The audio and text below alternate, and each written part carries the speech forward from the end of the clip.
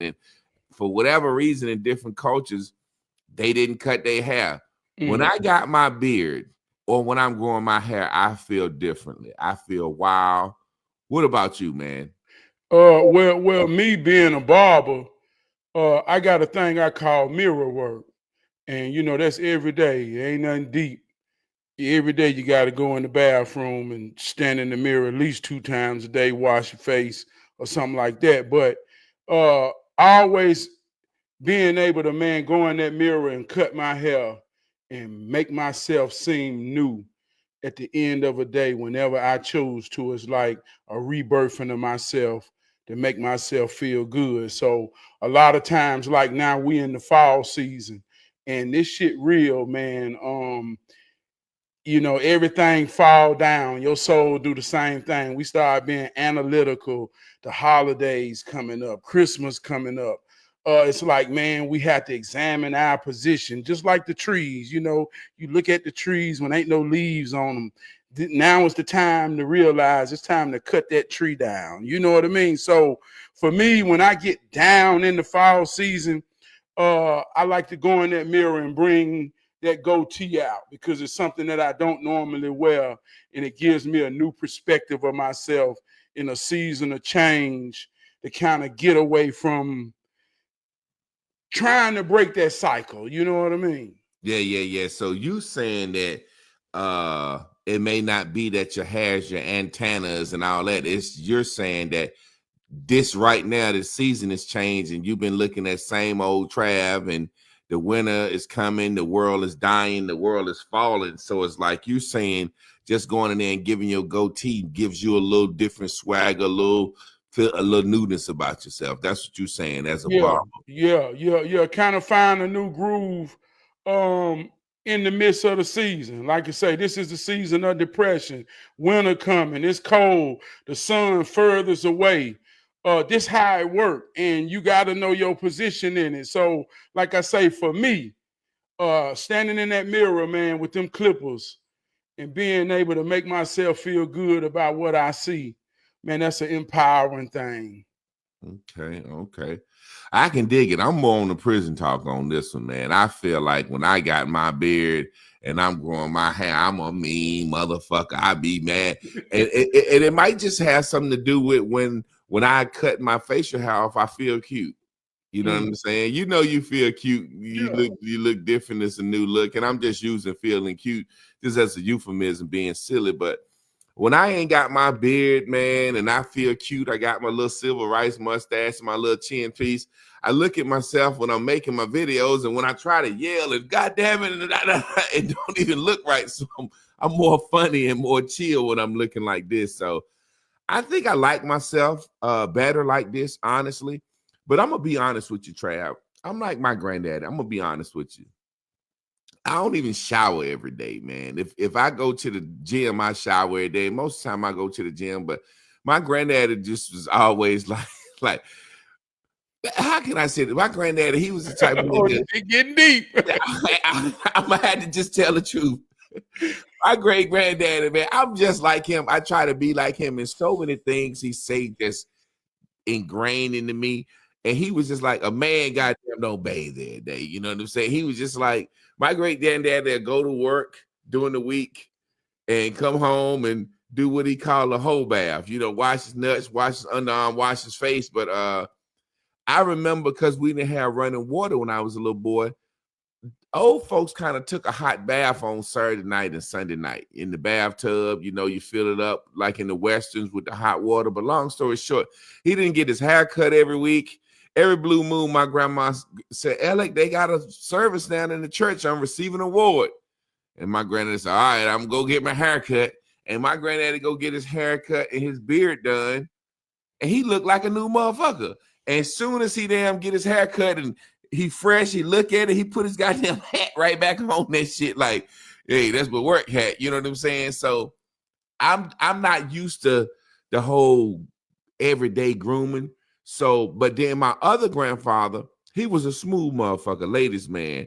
He had the thin mustache. That's where I kind of get that from. But he had the thin mustache. Yeah. He shaved every day with the little leather swap, and he shaved every day. So my thing is this: I feel better like this, but this is 2 days old and the beard is already growing back.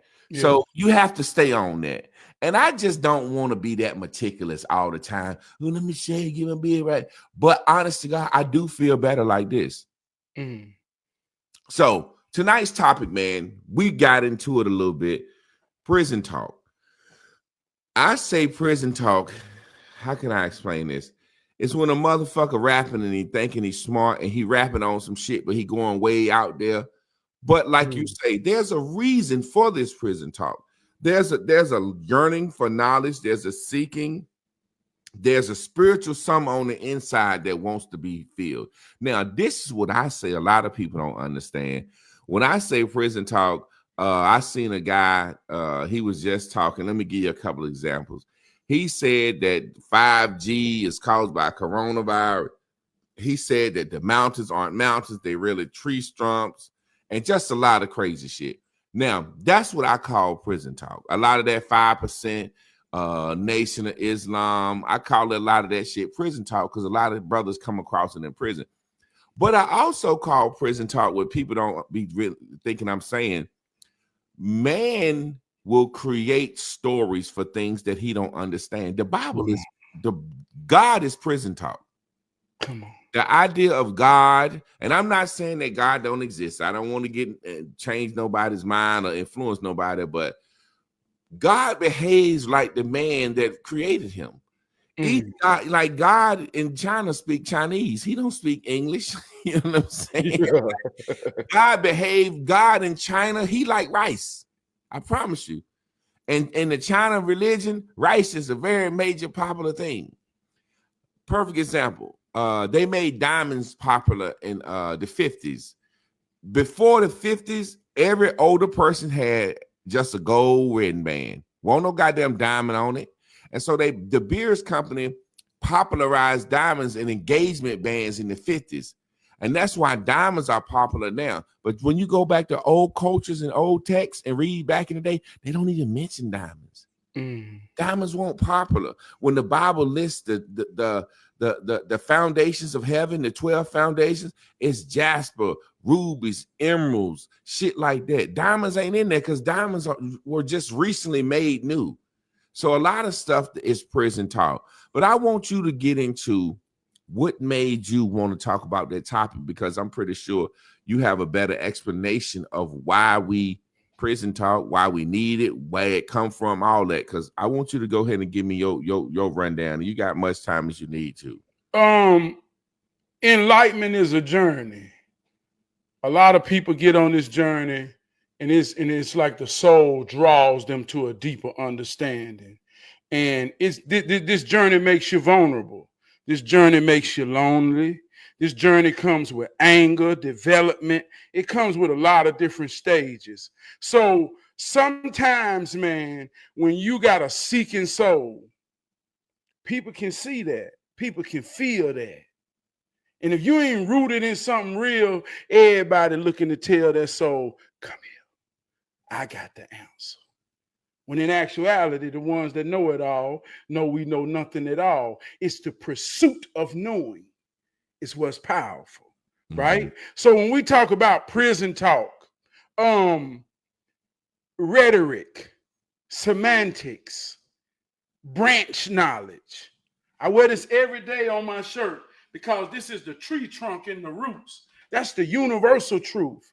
That's sitting with an Asian man who has a different God. They're sitting with a Mexican man who has a different God. They're sitting with a white man who has a different God. But we can all meet in a place of being genuine to know that it's something universal in this here world that the world don't really want you to understand. But when you get that point, man, that's a powerful thing. So a lot of people don't want you to get that point, because when you get that point, you free. So prison talk, words using big words to make you think you don't understand what I'm saying, so it makes you submit to my mind and my imagination more than yours, and I'm finna tell you some bullshit that make you feel good and sound good, but I yet don't even understand the point of it all. So I said to say this: the truth is in the moment. If you can read something about Egypt 5,000 years ago, if it's real right now in the moment. That's why I say, do you know how it works? Because if you understand how it works, you can work it. And you can see it working. You ain't got to believe it. You know it. So prison talk, man, sometimes it's games being played on our mind from ingenuine people that really ain't want to show you how it worked because they scared that you ain't gonna need them and come to them and bow down to them. Yeah, that's amazing how you broke that down, man, because, you know, a lot of times the prison talk it's used for that meaning, but originally it wasn't disingenuous. I give you a perfect example. When I was growing up in the black church, which is prison talk, you know what I'm saying? The shit that they taught us, they didn't know what the hell they was talking. You know what I'm saying? And the only people that got on it was ex-cons that wanted to be pastors. You know what I'm saying? And when I was growing up in the black church, stuff like speaking in tongues, yada yada, both sides, yada yada. They were taught that and did that. And like you said, it got to a point where it wasn't disingenuous, but when they started using it to control, they started using it to say, well, if you can't speak in tongues, you ain't got the Holy Spirit. If you can't speak in tongues, you a sinner. So it made people just start yali yali yali yali yali yali yali oxen free out of the fucking blue, because you feel like if you don't have this type of knowledge or this type of spiritual gift, that you're less than somebody. It's amazing, like I say all the time, there are not a lot of men in the Christian religion, because the Christian religion is kind of effeminate and the pastors preach to women. But then when you look at Islam, Islam is full of men. You go to the mosque, it's full of men. I had a homeboy that used to cut my hair, said, man, you get a free cut, you come to the mosque. So I would go to the mosque from time to time just to get a free cut. You know what I'm saying? And it's full of men. And I used to always tell him, and he used to always say that, I'd be like, but that's because it's niggas that's ex-cons, man. Niggas don't come to this knowledge until they get locked up and sit down. And then when they get out, they still be similar people. Like Malcolm X is one of the biggest frauds ever to me. And people can say what they want. That's just how I feel about Malcolm X. You know, Malcolm X is a perfect example of today.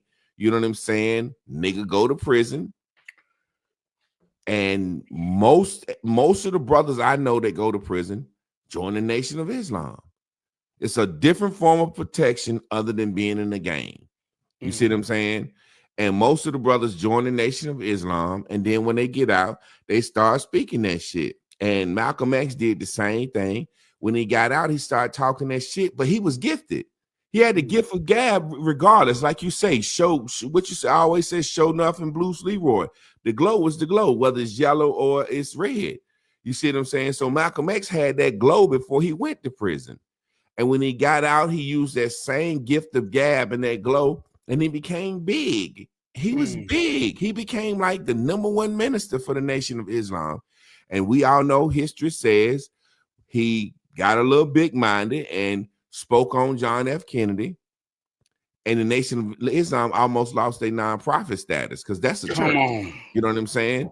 So when he spoke on John F. Kennedy, Elijah Muhammad said, ho, we got to sit your ass down. And he was only sitting them down for 90 days. And Malcolm broke before day 30 and went and told everything he knew. I heard he messing with young girls and the Nation of Islam is a gang. And it's like, yo, bro, you couldn't take 90 days of silence. That's an ex-con nigga. That's a prison nigga to me. That's a nigga that turn on the man that made him who he is and go snitch on him. You said you knew about the little girls beforehand. You didn't say nothing beforehand. You didn't say nothing till you got sat down. So to me, that's what prison niggas do. That's like Young Thug and them telling on each other. Oh, he got caught telling. He got caught telling. Now that we know everybody tell, the snitches want to be friends. That's what prison niggas do. There's no honor amongst thieves. There's no code. Like you say, this man coming in, I'm going to pray on him, put some knowledge in his head, give him some game, because he's vulnerable. Like you say, the soul whispers, and they saying, shh, hey, come here, come over here, come over here. It's just, to me, like you said, I never looked at it like that. A person is really, really searching, and somebody looking at him like, oh, he can be a tool for me. If I can put this bullshit in his head, let's astral project. We can sit here and meditate, and before you know it, we'll be in Mexico somewhere. Motherfucker, that's called using your imagination. We gonna astral project to the sun and shit. Man, we suffer because we look for love in all the wrong places. And that ain't deep. It's simple as saying we look for love on the outside more than we understand that it starts from the inside. Inside out, not outside in, right? But I want to get I want to just say it in a vague term, religion, right? And words is powerful. Words create the branch that we hang on. Just listen to this word, religion. But if you take religion out and put this in place, this universal truth, discipline. Every religion is just a form of discipline to get you to a certain position, place, and understanding.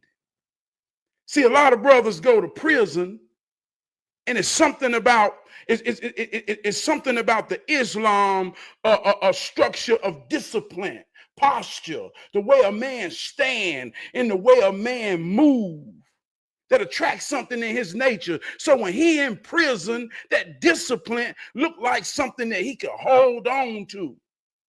See, it ain't nothing but discipline. Give you an example. Dr. Sebi. He's a charlatan, or was a charlatan. And some people might say, well, man, how can you say that? He this, he that. Well, we always looking for somebody who's this and that, more than we understand that this and that is already talking to you inside. And can't nobody hear it but you don't want to listen to this and that, what that is saying. So we'll take Dr. Sebi, who will give us the idea that he's more powerful than you could ever be. And he'll sell you a bottle of green juice. And he says, if you drink my juice every day, for 30 days, you will be healthier, you will be stronger, your mind will be clearer, and you will be a newer you. But my juice costs $75 a bottle, and you can make, God say, whoa! But what you don't get is, when he tell you the instructions and discipline, he say, while you drink my juice, you must eat all vegetables and fruit. You must not eat after 6 o'clock. You must walk 2 miles a day.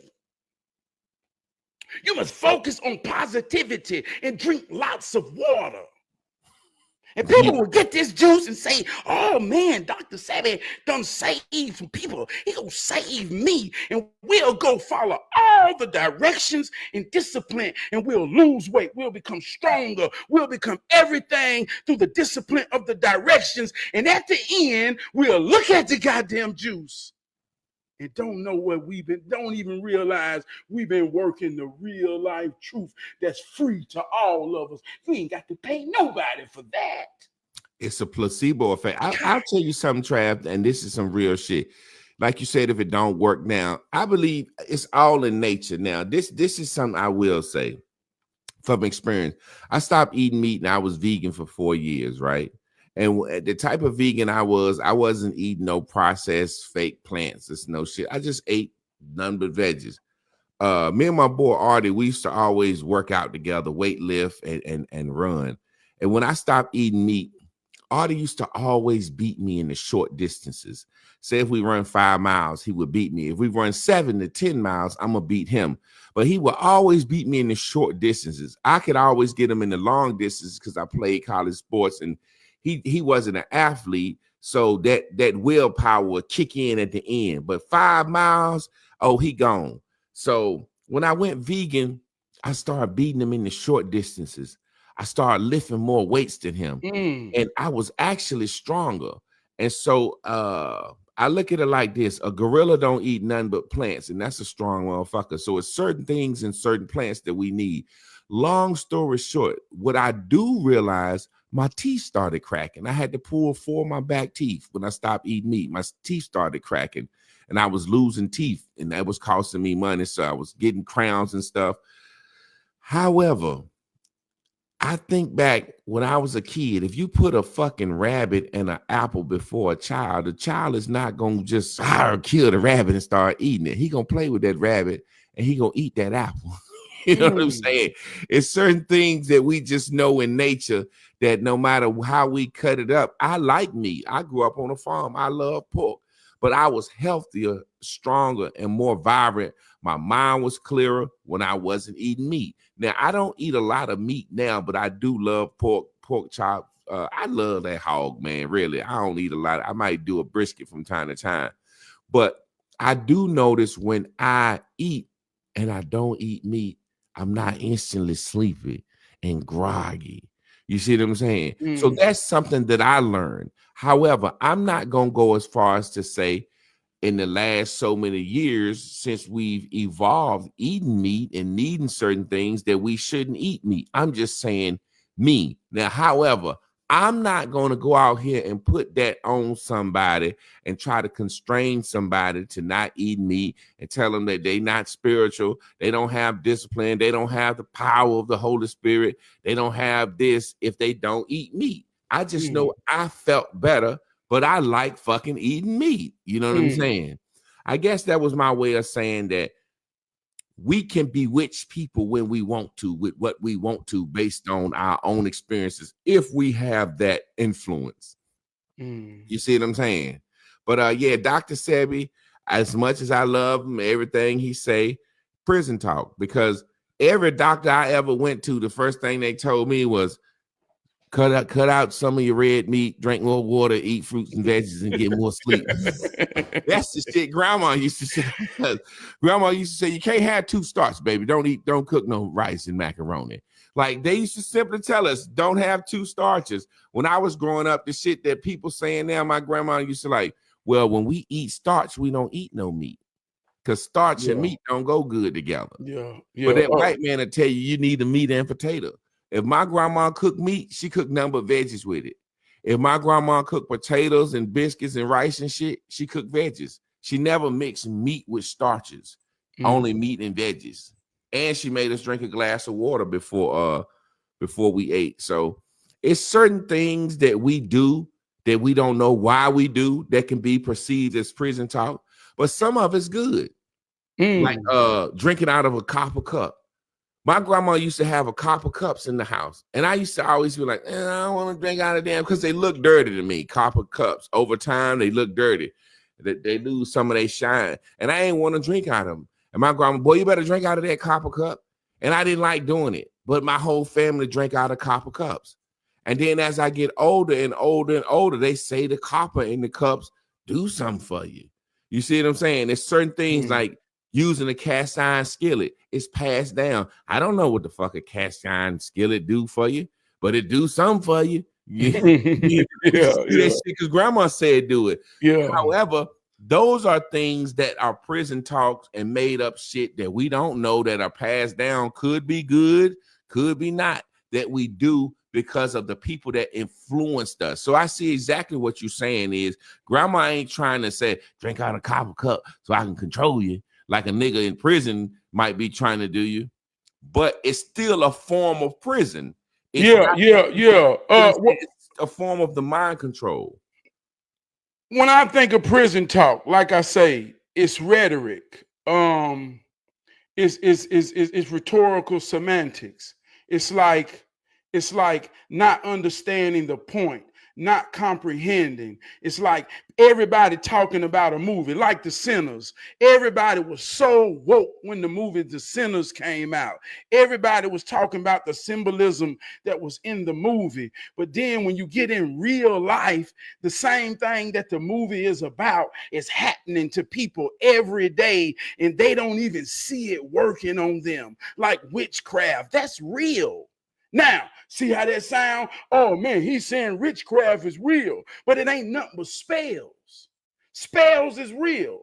From first grade to sixth grade, we practice spelling. You're an English teacher. You understand the power of spelling. How good is your spelling in words? Words have connotation. A witch is one who casts spells. A man is a warlock, one who casts spells. Spells are words. If I can say to my brother, boy, I believe in you, boy, I see you, and it makes your posture rise, and we dap up and you feel stronger. See, I'm casting a spell. If I come to my brother and I make you doubt yourself or put something in your spirit to make you feel like, and I can see it in your eyes where I done made you dim down. See, that's spells that people casting every single day. Some people know it, some people don't. But if you don't, then it's getting worked on you. So when it comes to prison talk,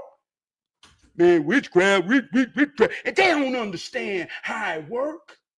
They don't understand how to walk in a room where the spirit of ingenuine discernment is rampant in a room, and you walk in as a piece of light with a positive mindset to make everybody laugh, change the attitude, the morale, to create a scene that's positive and productive, and you know you add value. See, that's witchcraft, but I ain't gonna call it that. That's just teaching you how it works. Yeah, you know, it's funny you talk about them words in my Bells and Bubbles class. I was saying they got us starting all our day off wrong, like with the words they use. Like they say, wake up, awake. What's before a funeral? Awake. You see what I'm saying? That's what right before a funeral they have awake. And what that was back in the day, motherfuckers could go into a coma or anything, you know what I'm saying? Or motherfuckers can be unconscious, you couldn't breathe or whatever. So what they would do, they would let your body lie in wake for days, 3-4 days. And everybody come visit you the day before the funeral. I saw that motherfucker laying there dead. He didn't get up. He didn't wake up. We went to his wake. And that way, when they put you in the ground, it's a testament to the world. This motherfucker really died. Because what they used to do, motherfuckers would fake their death or change their name or anything. So they came up with the concept of a wake. You know what I'm saying? Okay, now everybody in town that witnessed this motherfucker laid out, he didn't get up, we can put him in the ground. But they said wake up, right? In the morning. What happens at a funeral? You're mourning. All right. Wake. Morning, 2 death words. Wake up in the morning and do what? Earn. Wake up and go earn a living. What do you put a dead body in? When you burn it or earn. So they tell us wake up in the morning and go earn a living. How? Wake is death, morning is sadness, earning is death, and now you put all this on a living. That's why it's so hard. We say stuff like, shit, what you out here doing, bro? Shit, trying to make ends meet. Ends don't meet. They go in the opposite direction. Ends won't meet. Oh my God. Look, boy, this powerful. Man, this real. This some real shit, right? Now you see how you broke that down. And it's somebody. I just saw this the other day. Somebody was using morning. They say, man, we say morning in the morning. But watch how you break this spell. A homophone. It's 2 words that sound alike and spell different. Morning is the beginning of the day. To mourn is to have emotional feelings at death. So I can break that whole spell by just understanding English language in the context and rules of the art of literature, saying I can use homophones in lyrics and to create. You break the whole spell. You see how that worked out? And Yeah. that's what I mean when it becomes prison talk, when you don't know how to move in and out of it when it's time to or not. Because now we got people that's going in a room where good morning is a sentiment of the sun rising and shining and saying, I'm a son and I do like the sun do. Morning is when I come out of darkness. Good morning, everybody. And it's a prison talking motherfucker. And we don't say it, and we don't say it with we say good morning as a way to really pep a motherfucker up, because they know ain't nobody feeling good at this time. You feeling you were laying in your sleep, you were feeling better. As soon as you woke up, you started mourning like, damn, new day. That's why the old folks in the Bible said celebrate death, because the mourning is over. You don't have to mourn anymore. You don't have to get up anymore. I would be crazy to not sit here, since we talk about that, and just go into like the esoterics, not getting too deep, but just having to be honest. Like the word spirit. The word spirit comes from espere. It's a Latin word. It means to breathe. It means breath. Now watch this. You have a cardiovascular system. That's your heart, right? Well, you have a respiratory system, and that's your lungs. And that's what you breathe with, your respiratory system.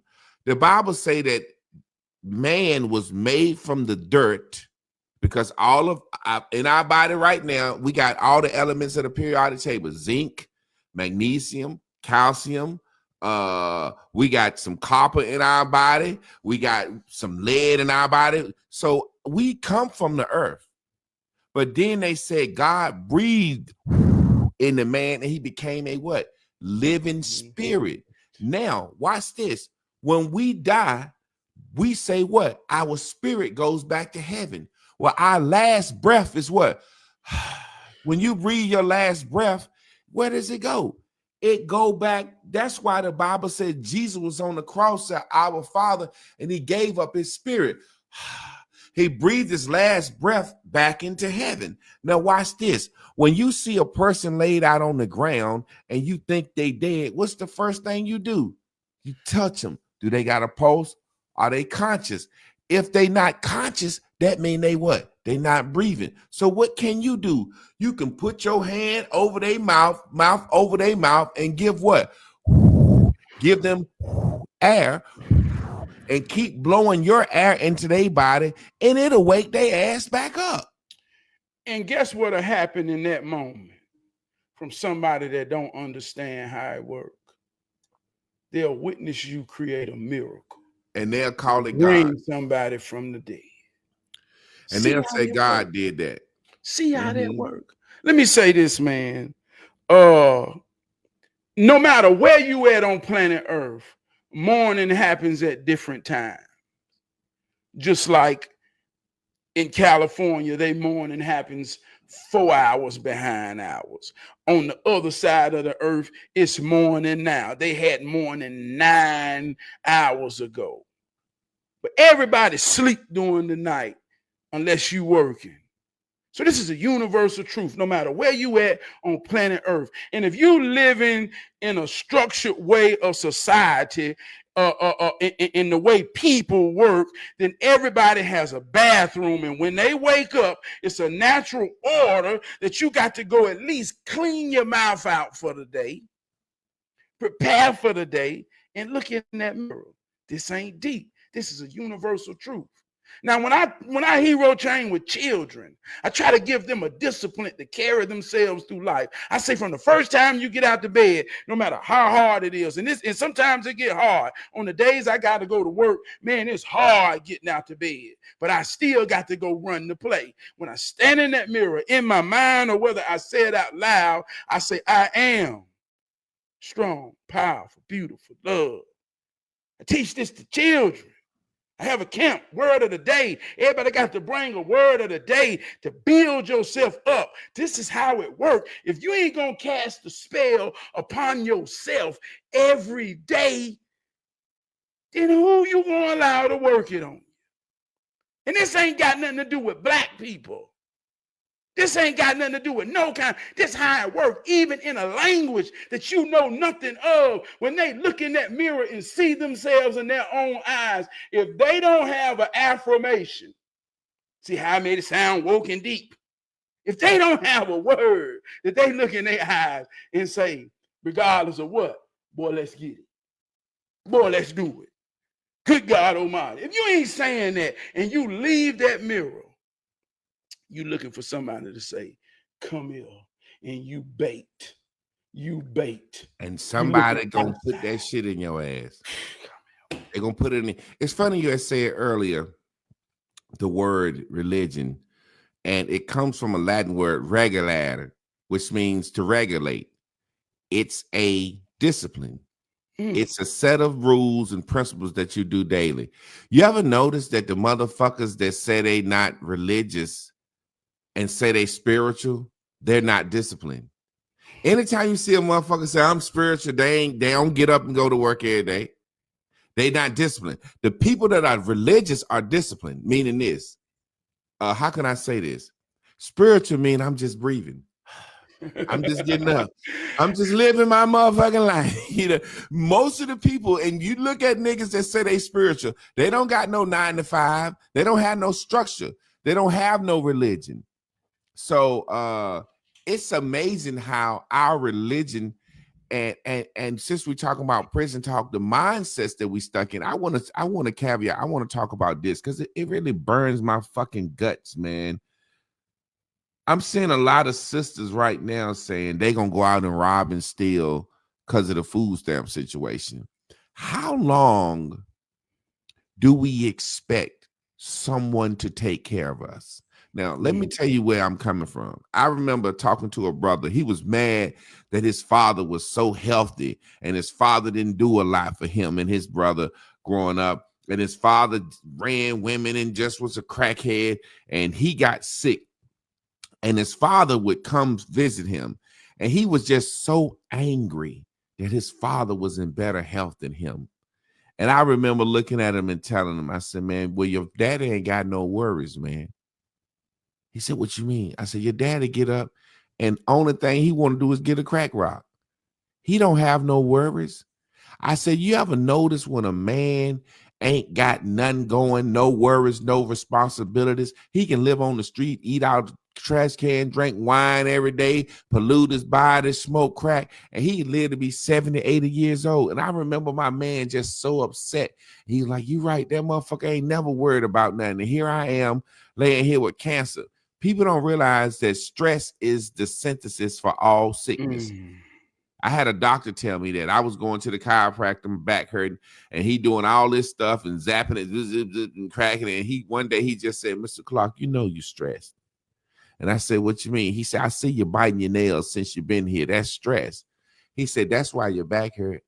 Trav, I stopped biting my nails. I made it my mission to stop biting my nails, right? When I stopped biting my nails, I didn't realize when I stopped biting my nails, my back stopped hurting.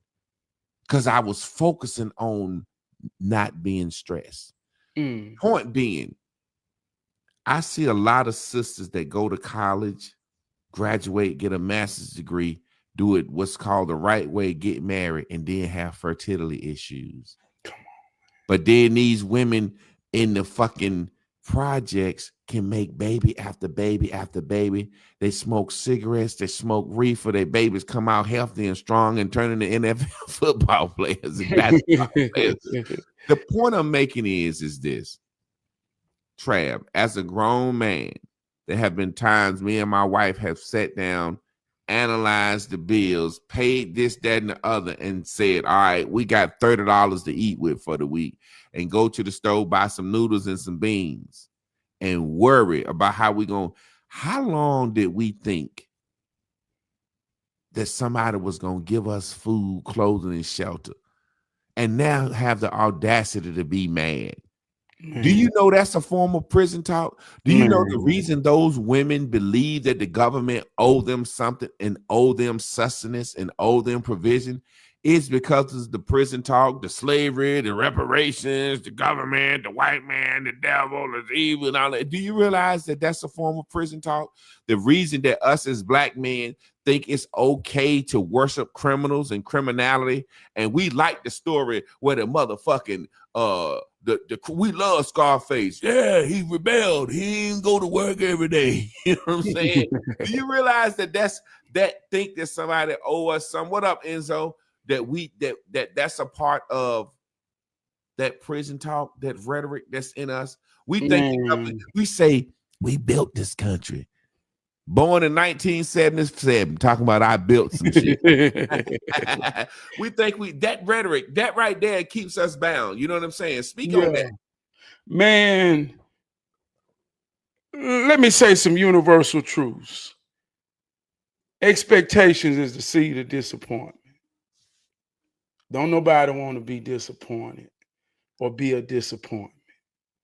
So the easiest way for nobody not to disappoint or be disappointed in me is if I live a life where I don't create no expectations, meaning I don't want no responsibilities. Because if ain't nobody depending on me, then ain't nobody expecting shit from me. And therefore, I can live a life disappointment free. Now, manhood is about being a servant. Manhood is about rising up just like a son do, because you're a son, right? That ain't no prison talk. That ain't nothing deep. Your mom and daddy had a baby. You're a boy. You're a son. You rise up every day being raised to know that you got something to give the world, even if it's just work, to be a part of something, to create something more powerful. So this ain't nothing deep. This ain't no prison talk. So if you rise every day like a son do, and you stand up knowing that, then you got to serve something. And you got to be ready for something and somebody to depend on you. See, we get away from truth. See, a family is a man, a woman, and their children. Family ain't got shit to do with cousins. Family is a man, a woman, and their children. So when a man has a woman and children, he serves them. I told you, Jehovah Witness, that's about something real. That's about when you watch yourself be born again coming out of a woman's ass. Well, when you see that, you get an assignment that you can't shake if you witness God in that moment. You can't shake that shit. You got to serve that for all your days. And with that serving comes expectations. So a real man, he out here because he don't want to disappoint. Well, that's a hell of a prison. That's a hell of an assignment. Now, let me tell you how this works. See, anytime you work in power, on any level, from your car to you, it take negative and it take positive. Negative is considered something that grounds you. Struggle ground you. Struggle to put you on your ass and make you know you grounded. Me and my wife had the same conversation. Man, we're doing right, God almighty. But it seems like struggle is necessary for growth. Imagine somebody who ain't got it. Like you say, they're expecting something for free all the time. And nowhere in their life is it set up for them to be disappointed for nothing. They ain't accountable for nothing. They ain't expected for nothing. There ain't nobody looking them for shit. So everything in life is given to me. It's going to be free. I ain't got to give shit for it. But in realness, ain't nothing for free. You at least got to give effort to think about it and close your eyes and see it. You ain't got that, then you ain't going to get it. So when we look at women today, cause and effect,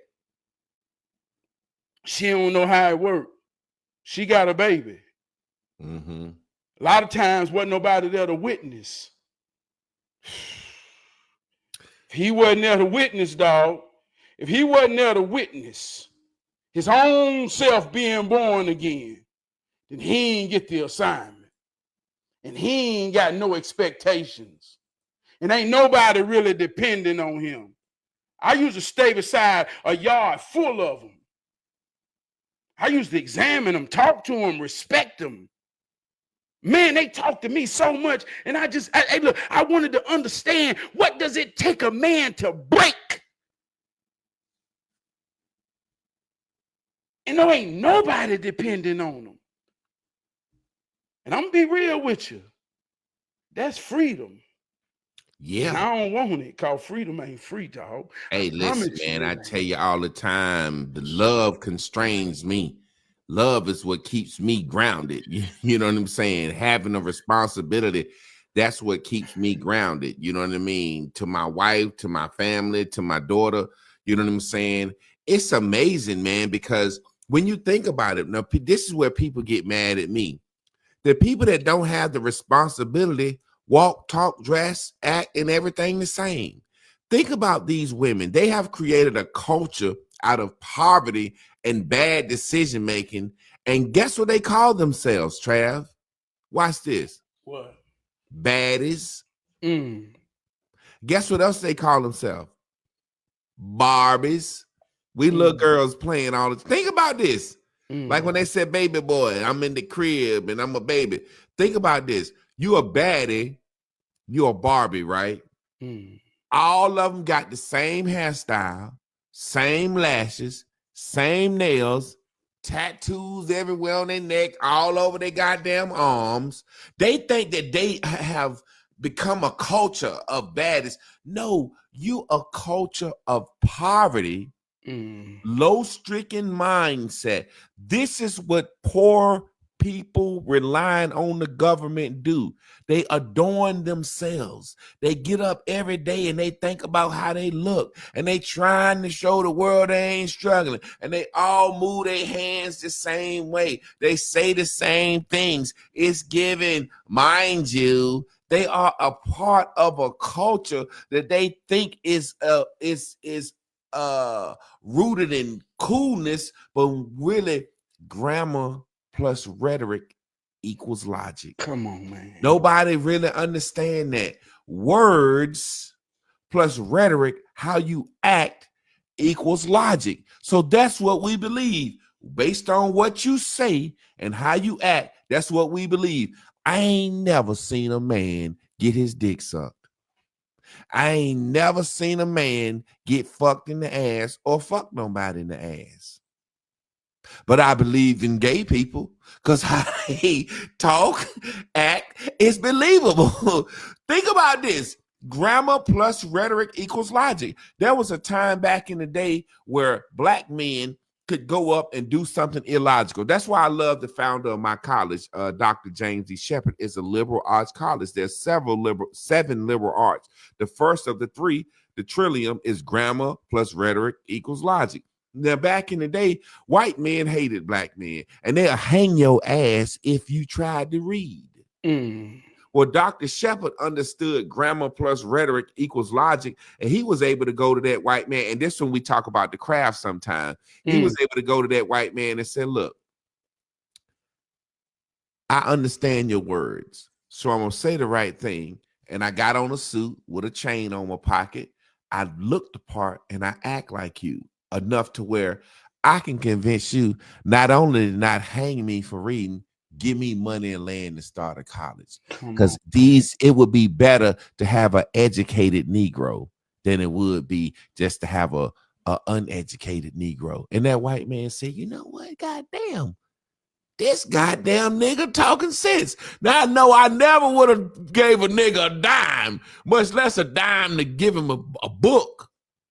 But he understand that. And now let me ask you a question. What year was that? What year was that? 1910. That's the first liberal arts college. They gave them motherfucker some swampland, and we do what we do, drained it and turned that motherfucker into a university. And now the bowl, the deepest part of the campus where the swamp, the deepest part, that's the most hung out, celebrated part of the campus. So grammar plus rhetoric equals logic. So we can do the same thing today. I seen KRS-One say some real shit. He said they didn't take our land, they took our mind. He said the land's still right there. We just don't have the mind to go get it. Yeah. Ain't no land been removed. We can go claim land. We can go, not only can we go claim land back. Hey, look, my guy said that's a good question. What's Umar issue? He has no issue. He's mastered grammar plus rhetoric equals logic. He's mastered it. Based on the shit he say and his rhetoric, it's motherfuckers that logically believe he's still gonna start a school. Yeah. It's people looking out for a savior, looking out for a leader, looking but that out rhetoric for don't a work way. on certain people. Say, for example, Trav, it's certain things that a person could be saying all the right words, all the right grammar, but you say, this nigga ain't acting right. No, man. Or a nigga could be acting right, and you say, man, this man got a good spirit, man. He acting right. But you say, this motherfucker don't know what the fuck he talking about. Man, let me tell you something real. It's got to be all three. It's an algebraic equation. Let me tell you something real, being around old people, and most of them dead and gone. And I know you yourself, man, we can hang from many branches, use many different words. But someone told me, say, if you can't explain it to a 5-year-old child or a 90-year-old woman or man who can't never read or never knew how to read, you don't know what the hell you're saying. So the key is being genuine, being sincere. Because you can say anything, any type of way. When it's real, they gonna feel what you're saying more than they hear what you're saying. So somebody who trying to tickle your ears, I already know he don't know what he's saying because I don't feel shit. So when you come with your big words, like you say, prison talk, it's a facade. It's hollow. Because I can come saying anything, the simplest thing. And if you feel it in your soul. Just like when I sang, hey, black folk. Some people say, man, I can feel, man, boy, you made my soul tremble. You understand what I'm saying? But let me say this, man, and this kind of far off. I want to go off something you said about the welfare girl and the college girl who having fertility issues. And I want to tie it back to expectations is the seed of disappointment. I had an old friend, Benny Lee, from down in Waysboro, and his mama was 98 and he was in his early 70s. They were still living. And I say, Benny, I ain't never heard you talk about your daddy. He say, man, I ain't know my daddy. I say, come on, Benny. You was born way back then. How you ain't know your daddy? God darn, they ain't have no baby mamas back then. He say, why they didn't? He says, a lot of people ain't know who their daddy was down home. I say, hi. He say, man, back then, and he started telling a real story. He say, back then, I remember we ain't have no lights. He say, when it got dark, everybody was around that lamp. But when you teenagers, man, nature for real. When puberty hit, man, curiosity. Some of the girl wasn't gonna leave mama and them light, but hell, me and everybody else, we ain't give a damn. It was your cousins, whoever. We run down in them woods. Nature said some of us had to be curious. Man, we ain't give a damn who we fuck. I say, come on, Benny. He said, I ain't lying to you. So going back even today's time, see, universal truth is real. No matter where you at, no matter what race you is, puberty is God's language. When that thing click in a young boy mind and it come out, there's a bell that go off, say it got to keep coming out. And even if he don't understand till he get to a certain age, till he can be having a companion, the body will fuck itself. It's going to still come out because it got to come out. So the same thing working over there. But then we get these social constructs. See, I was in high school, I was cool. See, a lot of time the illusion, the ghetto girls was the hoes. But the ghetto girls wasn't really the hoes because they didn't have opportunity and freedom. They got off the school bus. The mama was at home waiting on their ass. Ain't nobody working. Ain't no alone time unless you got a car to isolate them and take them somewhere. But it was the good girls who had trust, who mama and daddy, who went to work, who had freedom, who had a long time because they had expectation. And these same girls went to college, dealing with the natures of life, with expectations on their head, fucking like everybody else. But guess what? We talk about abortions in politics. We talk about freedom, but we don't realize people make some real defining decisions in life because expectations, and I don't want to disappoint nobody. And a lot of them become professional careers.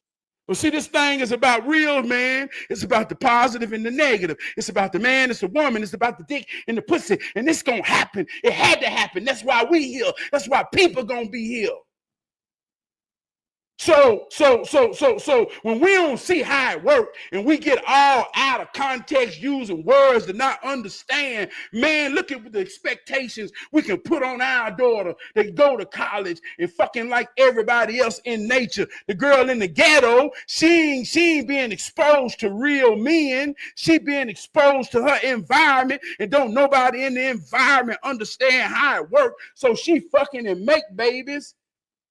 And the college girl fucking and aborting babies because it's a Come different on, level man. of expectation. And let me say this. This ain't the shame. This ain't the say, this ain't good or bad. This ain't right or wrong. This how it works. And if there are sisters that know this real, then you got to know we got daughters and sons that's going through the same cycle.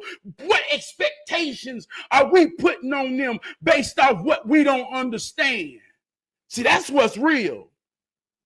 Man, you know, it's so crazy because it's funny because a lot of people, my friends would say to me, man, you ain't got no babies yet, blah, blah, blah, blah. And I was like, man, I had different expectations. People expected me to go pro. I couldn't get no girl pregnant at 19. I was fucking, but I was using rubbers.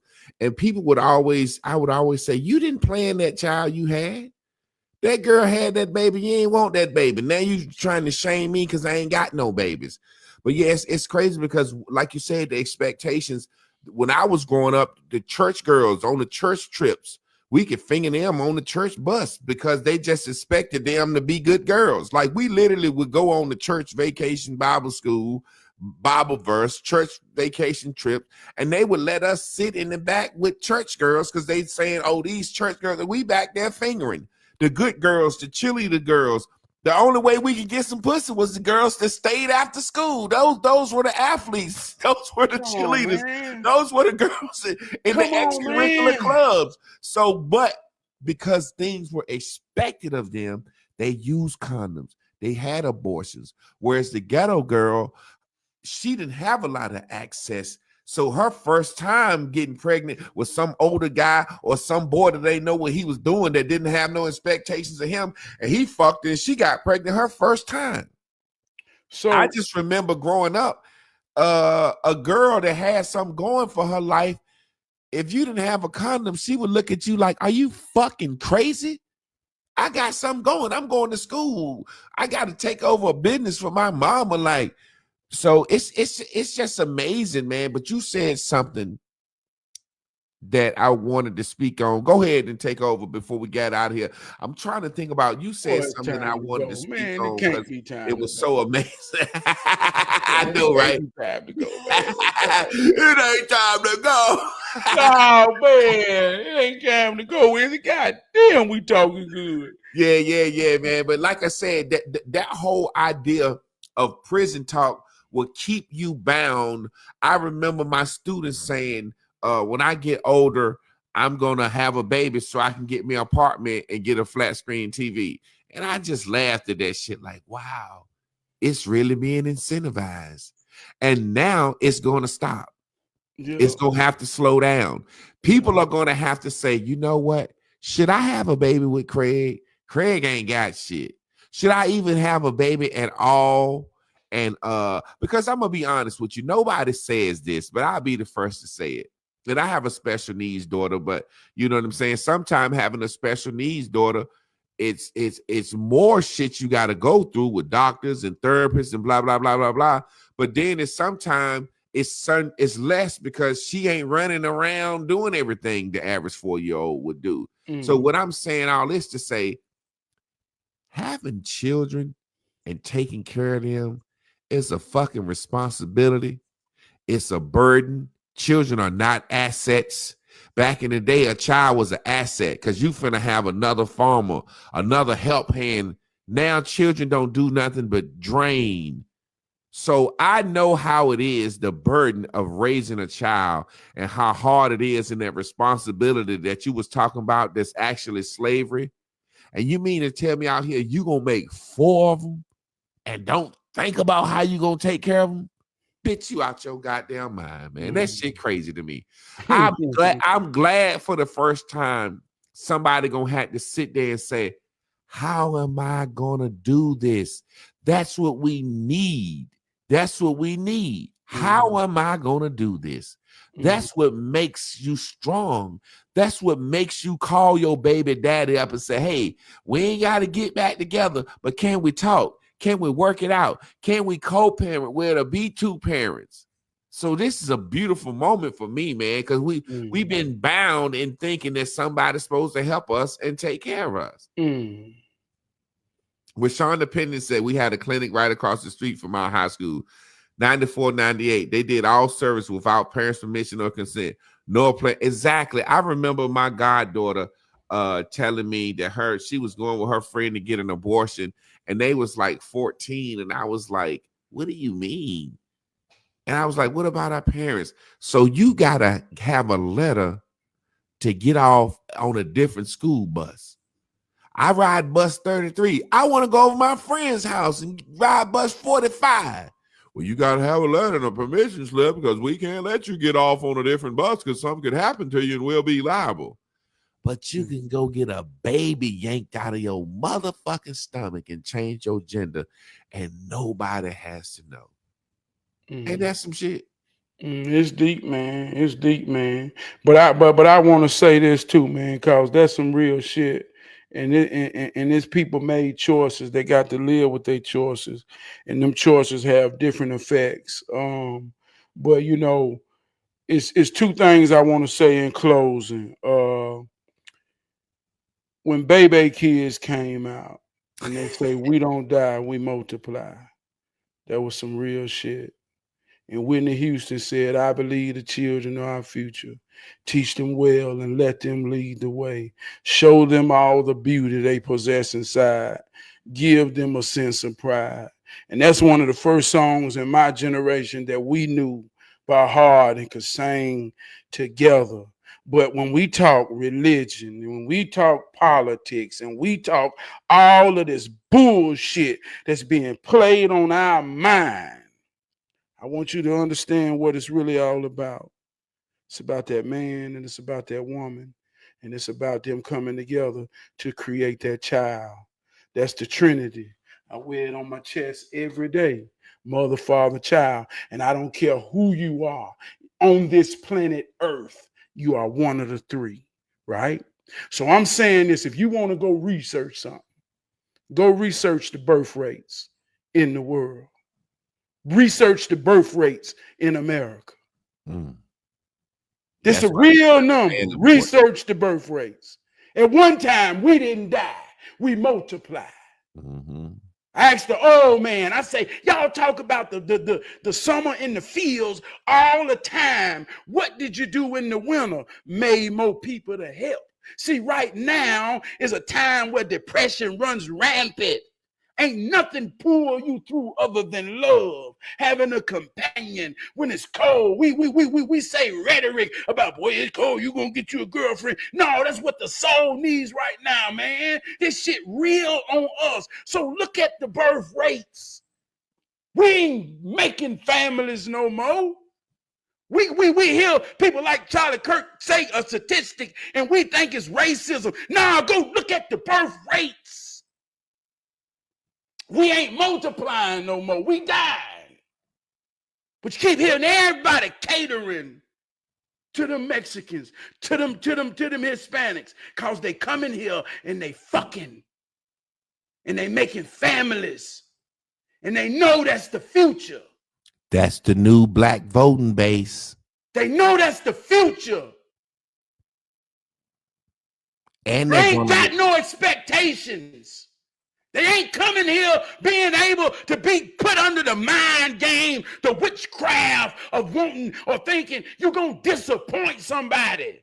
They ain't in that era. They come in here they come in here to work, and they bringing their women over here, and they putting babies so they can put roots down in this land to be a man and a woman raising their children in the greatest land on planet Earth. I'm talking about now. I ain't talking about 300 years ago. I'm talking about right now. So we got children. Man, they let 30 million immigrants in here in the last 4 years, and we only have 42 million blacks since slavery. They, like you said, they are literally bringing in people to replace us and to replace the American-born Mexicans who have turned white too. See, American-born Mexican, a second-generation Mexican is white now. He got the Asians are white now. Look, yeah, they come here, and this ain't no shit. This real life shit. They come here from a country with a culture. I'm talking about right now with a culture. The first generation that came here with a culture is my age. They children are American. And they children have a posture, a mindset, an understanding, a position to know where they is in America. And I work with them, I lead them. And they look me in my eyes and tell me, I never met a black man like you. And I say, what that mean? They say, I never know they like you. And I get so offended because they ain't never met no black people. They just done met me. But the idea of us. It's patriotic to hate black people. When you come to America, that's what they teach them. It's patriotic. They teach them motherfuckers that shit at Ellis Island. And I ain't talking about nothing deep. I'm talking about like me being a working black man with a job that can be my motherfucking boss. That's what they saying. How the fuck is you over me, nigga? How you got a family? Yeah, exactly. And you know the white man, he trying to abandon abortion because he dying off. He dying off. You ever notice all the commercials are just, it always be a mixed family? Because the white man is going to accept mixed race now as the new white race. He got to engraft himself into the mixed race. Every cereal commercial, every commercial you see on TV, they got a black man and a white woman or vice versa and some little curly head mixed kids running around here. Trav, we got to get out of here, man. This thing getting good, but I got to get to work on time. You said 2 songs, and I'm going to pull out that third one that we all learned as kids. You said one of them was what was it? I Believe the Children Are the Future. Everybody knew that. And what was the other one you said? Oh no, I'm talking about Baby's Kids. You know, Baby Kids. Okay. Yeah. Listen, I Believe the Children Are the Future was one of the first songs we ever learned, where we knew all the words to. Because you might have sung that bitch at a 3rd or 4th grade graduation, and I'm gonna bust out another one. We sang at our 6th grade graduation. I led the motherfucker. You ready? Sing it with me. I know tomorrow will bring better you, better me. We know that we'll show this world we got more we can be. So let's get up, get out, get into it, get in. You remember that shit? Man, come on, man. If we come on, man. To a whole nother place. All we need is our dreams and a smile on our face. Remember that shit? Come on, man. Boy. Well, Trav, I appreciate you, man. This thing got good.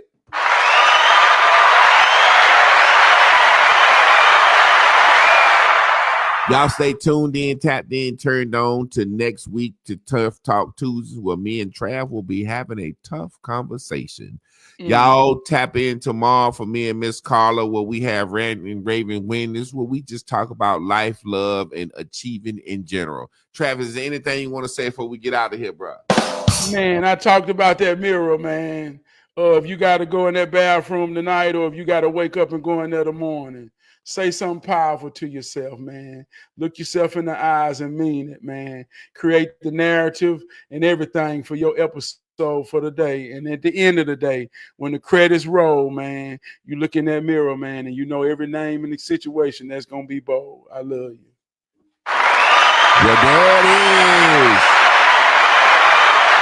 Peace.